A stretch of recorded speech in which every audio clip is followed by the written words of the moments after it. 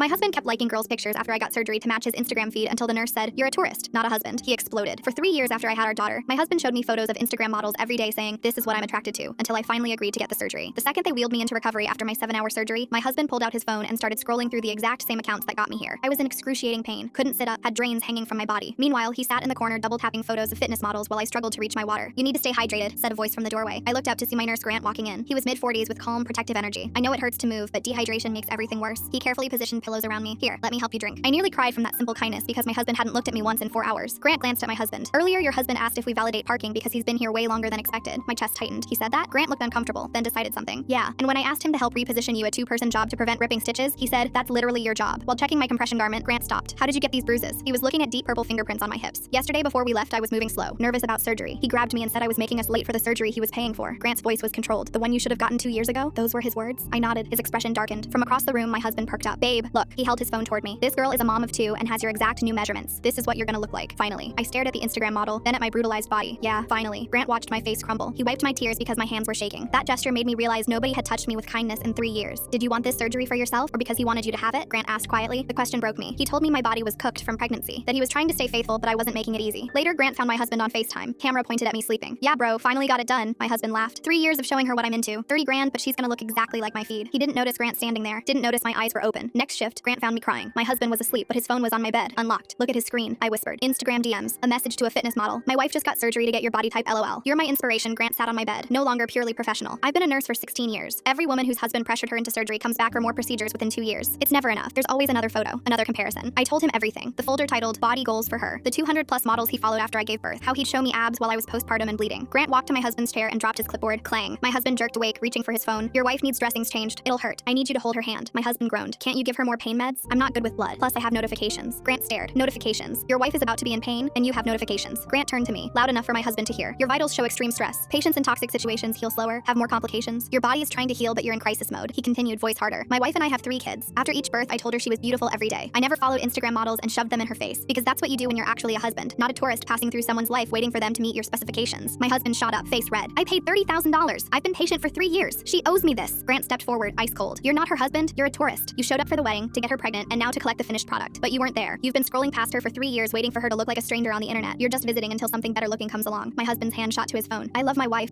He stopped. He'd unlocked his phone and it opened to Instagram, to a fitness model's page. Muscle memory. Grant said quietly, "You can't say you love her without your hand finding that app." "What's my blood type?" I asked. My husband's face went blank. "What?" "Obviously it's..." He stopped. His hand twitched toward his phone like the answer was there. Grant walked to the door. "It's on all the surgical paperwork you signed. It's been on her medical bracelet for 2 days. She almost died on that table from internal bleeding. You never asked how surgery went. You asked about parking and Wi-Fi." I stared at my husband. His thumb was already scrolling.